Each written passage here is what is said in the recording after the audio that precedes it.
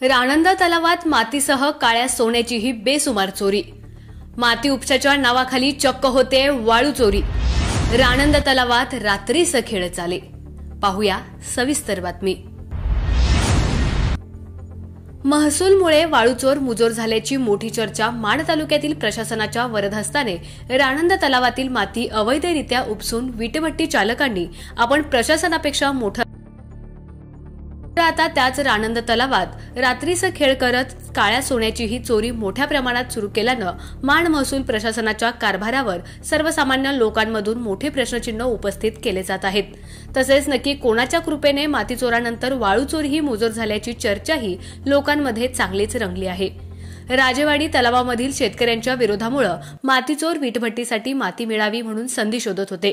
प्रशासनाने त्यासाठी राणंदा तलावाची निवड करून एका खासगी संस्थेकडे सगळा कारभार देत मातीचोरांच्या हाती आयतच कोलीत दिलं।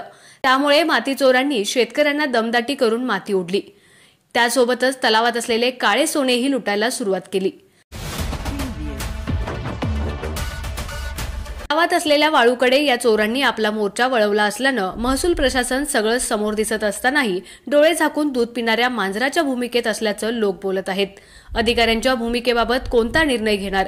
तहसीलदारांच्या आदेशाने तलाठी आणि मंडल अधिकारी वाळू चोरींच्या खड्ड्यांचे पंचनामे करणार का? तलावातील वाळू चोरी प्रकरणी संबंधितांवर गुन्हे दाखल करणार का? असे अनेक सवाल माण तालुक्यातील लोक विचारत आहेत। मातीचोर प्रकरणी प्रशासनाने आंधळ्यांची भूमिका घेतली आहे। सगळे पुरावे देऊनही कारवाई करण्याऐवजी एकमेकांवर टोलवाटोलवी करणारे प्रशासन आता कोणती भूमिका घेणार हे आम्हाला देखील बघायचं आहे।